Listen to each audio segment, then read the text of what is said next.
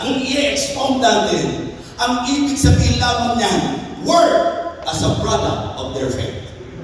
Okay? Labor as a proof of their love. Mga kapatid, patience because of hope. Blessed Lord. Kaya ang Kristiyano handang magtiis kasi alam natin na kahit anong hirap dito sa lupa, hanggang lupa lang yan. Bakit? Dahil hindi tayo permanente sa lupa, meron tayong tinitingnan, meron tayong hinihintay. Kaya nga sabi niya, and to wait for His Son from heaven. Yan ang sabi sa verse number 10. Mga kapatid, mga minamahal, bantayan po natin sa usapang church yung ating pong testimony. Ito po ay isang bagay na dapat mag-lead sa atin that if you are claiming that you have faith, if you are claiming that you are a Christian, then prove it sa pamagitan ng mga gawa po natin. Ang baptist po, kilalang kilala sa turo na ang kaligtasan hindi sa ating gawa. Pero dapat makilala rin tayo sa turo na ang mga totoong ligtas kakakitaan ng mabuting gawa. Amen? Sapagkat ang usapan ng gaway resulta ng kaligtasan, hindi po paraan para sa kaligtasan. Kaya po kompletuhin natin Ephesians chapter 2, wag po hanggang 8 and 9 lang. Isama natin ang verse number 10. For by grace are you saved through faith, and that not of yourselves. It is the gift of God, not of works, lest anyone should boast. Pero hindi dapat hanggang doon ka lang sa verse number 10. For we are His workmanship, created in Christ Jesus unto good works. good works. Ba't yung pagawain si James at saka si Paul? Si Paul ang itinuturo, justification of man. While James is teaching the justification of faith. Ibig sabihin, para ariin ka ng pang-tao, faith ang kinakailangan. Para masave ang tao, faith ang kinakailangan. Pero para maging kapani-paniwala yung faith, dapat may bunga yung faith. At sila po, ang bunga ng pananampalataya, word of faith. Amen? Kaya, Kristohanon, maganda po na medyo magkaroon tayo ng self-evaluation. Sinasabi natin, mga Kristiyano po tayo. Pero kamusta po ang gawa natin? Kamusta po ang ugali natin? Kamusta po ang buhay natin? Meron bang pagbabago? Hindi po bagay na babaliwalay natin ang manifestation, ang proof ng totoong pananampalataya. Mga kapatid, just try to imagine, malayo si Apostol Pablo, pero ang image, ang reputation, ang testimony ng Thessalonian Church ang naaalala ni Pablo sa kanila. Hindi yung utang nila, hindi yung away nila, hindi yung mga immaturities nila. Ang naaalala ni Pablo, remembering without ceasing, lagi ko naaalala your work of faith, labor of love, and patience of hope. Work as a product of your faith. Tingnan niyo po ang sabi ng Hebrews chapter 6. Hebrews chapter 6. Pagka po tinignan nyo sa mga unang verses, meron pang pinagdapagdatihan dyan patungkol sa losing salvation. Diba? Dahil, alam niyo po, sometimes, ang mga tao, natutuwa tayo.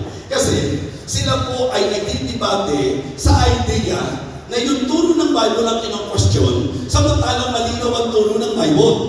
Ang dapat kino-question, yung buhay ng tao. Na kapag ka nagsasabi kang ligtas ka, makita ang kapahayagan ng tunay na kaligtasan. Sometimes, ayan, tingnan mo, sabi niya, mananampalataya niya siya, sabi niya, ligtas siya, pero tingnan mo buhay niya, ligtas pa rin ba yun? Diba? Sometimes, gano'n ang point of question mali yun. Ang tanong lang, hindi ligtas pa rin ba yun? Ligtas pa talaga yun. Diba? Dapat gano'n ang tanong. Kasi dalawa lang naman lagi ang kakatayuan natin, ligtas o hindi ligtas. Pag totoong nanampalataya, totoong ligtas. Pero hindi po yung professing ang totoong ligtas. Yung possessing. Amen? Yung totoong tumanggap sa Panginoon. At dyan natin ngayon ibinibigay ang emphasis ng kahalagahan ng pagtotoo na dapat bilang Kristiyano. Kaya sabi ni Paul, o nung writer ng Hebrews, sabi niya sa chapter 6, verse 9, but, beloved, we are persuaded better things of you. things that accompany salvation, though in us is faith. Sabi niya, pero ako, kung titingnan natin, we are persuaded, merong mga bagay na masasabi natin dapat nakikita sa inyo. Things that accompany salvation. Isa pong church na magandang i-consider natin, Philippi. Di ba? Yung church sa Philippi. Tingnan niyo po ang sabi niya, chapter 2, please. Kung kayo po may Bible, i-check niyo po, buksan niyo po, para lalo mapagtibay yung truth na ating pong tinatalakay. In Philippians chapter 2, the same thing.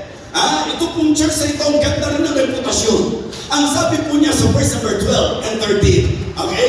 Verse number 12 and 13. Siguro ituloy-tuloy na po natin. Hindi ba ang sabi po dyan, but beloved, we are persuaded. Diba? Ang sabi niya, wherefore, my beloved, as ye have always obeyed, not as in my presence only, but now much more in my absence. Mga kapatid, sundan niyo po. Hindi ba ang sabi niya, malinaw po, wherefore, my beloved, as ye have always obeyed. Meaning, ano ang reputasyon nila? Laging sumusunod.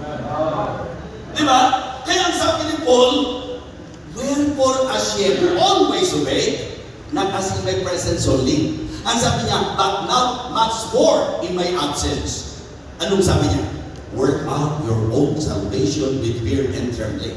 Bakit may ganung expectation? For it is God which worketh in you both to will and to do of His good pleasure. At kung talagang Diyos ang gumagawa sa atin, do all things without murmurings and disputings. Bakit? That you may be blameless and harmless, the sons of God without rebuke in the midst of perverse and crooked nation. So among whom ye shine as lights in the world. Mga kapatid, testimony! Napakahalaga ng patotoo.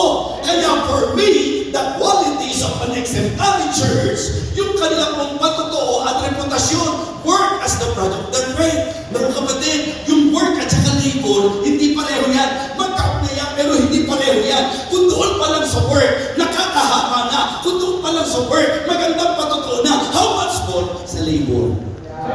Mga kapatid, naniniwala ako na ang building nito, naniniwala ako na ang ministry nito, ang nasa likuran nito, hindi lang yung mga mananampalatayang nagsilbi sa Panginoon, kundi yung mga mananampalatayang nagpagal sa Panginoon. Amen?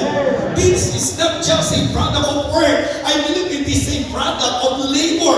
And you know what? Ang labor, kung yung work, bunga ng faith. Yung labor naman, bunga ng love. Pagka ang isang tao nagmamahal, magugulat kayo sa kaya niyang gawin. Hindi mayaman. Hirap ng trabaho. Pero pagka magbibigay sa gawain ng Diyos, sakripisyo, mga kapatid. Handang magsakripisyo. Lakad dito, lakad doon. Meron pong trabaho, pero nagbibigay pa rin ng panahon sa Panginoon. Yan po ay mga kapahayagan ng pagmamahal. And you know what? Isang bagay na nakakatat sa puso ng Diyos. Kahit naman tayong tao, ang nakakatat sa atin yung pong pagmamahal. Amen? Ang tawag natin dyan, labor of love. Diba? Ang encouragement natin dyan, Hebrews 6:10, for God is not unrighteous to forget your work and labor of love. Tingnan niyo po, nung mga nanliligaw tayo, ano ang handa natin gawin para sa nililigawan natin? Diba? Just to prove our love. Wala. Ang sabi nga, malayo man, malapit din, hindi ko rin mararating. Wag lamang, sabi mo, hindi kita ginigil. Ginigil kita ang tunay, parang, di ba? Ang ibig sabihin, magugulat ka. Pagka nainlab ang tao, walang ulan-ulan dyan. Di ba? Sa church ngayon ay hindi ako makakatid. Mukhang uulan. Parang uulan. Sipin nyo, parang uulan pa lang. May desisyon ka nang hindi aatin. Sa pampalang pagka nagmamahal ka, nanliligaw ka, sinabi ng may bagyo pero ligaw pa din. Ano yung kayang gawin na nagmamahal? Hindi siya kayang pigilan ng ulan. Hindi siya kayang pigilan ng init. Hindi siya kayang pigilan ng pagod. Hindi siya kayang pigilan ng kahit anong problema. Hindi siya kayang basta hahatlangan. Pagka ang tao nagmahal, ano po ang sabi? Kahit na ang mundo na intindihan nila yan Ang sabi niya po nung isang mga awit, kapag tumibok ang puso, wala ka na magagawa kundi sundin ito. Lagot ka na, siguradong huli ka. Jaran, jaran.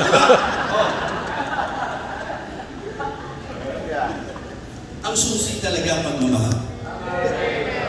Kaya yung magiging tamad ka sa gawain, hindi ka dadalo. Tapos kung sino-sino tinutulong, na-open up sa kanya, na-open. Aminin na natin ito to. Kasi kung mahal mo ang Diyos, walang makaka-open sa iyo eh.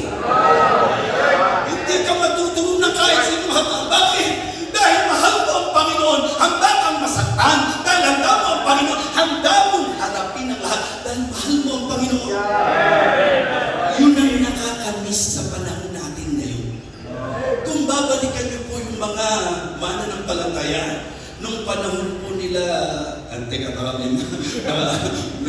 yung mga naunang mananampalataya, grabe po.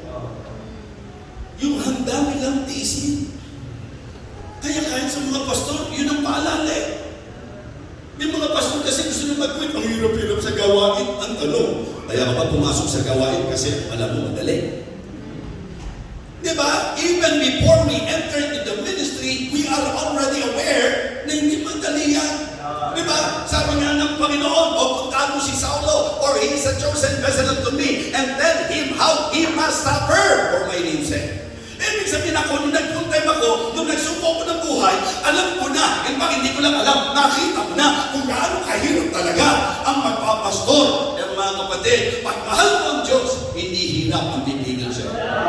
Paalala lang po, importante sa Diyos yung pagmamahal natin. Naalala niyo po nung tumalikod si Peter. Hindi ba nung tumalikod si Peter, dininay niya ang Panginoon eh. 3 beses, dininay niya ang Panginoon. Anong ginawa po ng Panginoon after His resurrection? Pinuntahan niya si Peter. Nung pinuntahan niya si Peter, anong dinil po niya? Simon, son of Jonas, lovest thou me more than this? Aba, sagot naman si Peter, "Dear Lord, thou knowest that I love thee. Feed my lamb." Eh kasi tinanong siya, "Simon, lovest thou me?" "Dear Lord, thou knowest that I love thee. Feed my sheep." Pangatlo, tinanong na naman. Kapatid, pareho lang naman ang tanong ng Panginoon eh. Lovest thou me? Lovest thou me? Lovest thou me? Bakit yung pangatlo, iiyakan na?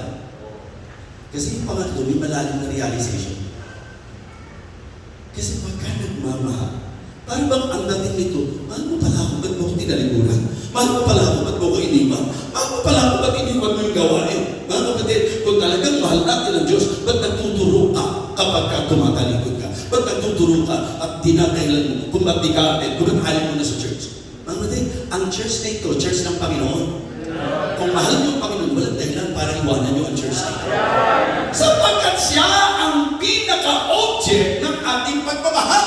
Kaya kahit ano pa ang bagyo, kahit ano pa ang laban, kahit ano pa ang atake ni Satanas sa gawain nito, kung mahal mo siya, mahirapan ka man, masaktan ka man, hindi mo dapat iwanan ang gawain. And then, patience as a fruit their hope. Because of their hope. May mga Kristiyano ngayon, kasi natatanda mo dati, pag pinag-uusapan ng second coming, amen, praise the Lord, kasi konbensido ang lahat. Eh, medyo nakatagal. Ang pakiramdam ng iba, doon ko pa lang narinig yan. Diba? Ka-attend ko pa lang ng church, harinig ko na yung mabalik ang Panginoon eh. Tagal-tagal ko na narinig, patanggal na yun, di pa bumabalik ang Panginoon. Teka, naiinip ka na. Ang tanong, bumabalik siya ngayon, ready ka na ba? Good point. May nailapit ka na bang kaluluwa sa Kanya? Baka mamaya, inip ka sa pagpapalik ng Panginoon, eh, tagal-tagal mo na palang Christian, hanggang ngayon, wala ka pang lubin, wala ka pang nadisapon, wala ka pang nakakay ng kaluluwa. Baka hanggang ngayon, wala ka pang ministry sa church. Kaya nakaka-bless yung mga members na talagang yung pagbabalik ng Panginoon settle na sa mind nila yan, hindi nga nila pinoproblema kung kailan eh. Basta ang mahalaga, tiyak na darating siya. At alam niyo po, sa usapang pagbabalik ng Panginoon, titiyakin ko po na mas malapit na siya ngayon kaysa nung una nating pinaniwalaan niya. Nung una nating narinig yan, mas malapit na ngayon. Parating kamatayan natin. Ha? Sino ba sa inyo nagpa-schedule ng kamatayan? Wala naman, di po ba? Wala naman. Pero alam natin mamamatay tayo, di po ba? Ngayon sa Biblia, binigyan tayo ng idea. Di ba? Na ang buhay daw ng tao tumatagal ng 70 years. And if by reason of strength, nagiging 80 years. Tama po? Okay. Ngayon, halimbawa lang po ito, 70 years ang edad na para sa iyo. Eh syempre, nung kapapanganak mo pa lang, ang haba pa dyan, 70 years. Pero kung 69 ka na ngayon, di ba? Medyo mag-iisip ka na, teka, baka ako yung hanggang 70 na. Pumalo ka ng 70 pa. Buhay pa ako, baka ako yung pang 80, di ba?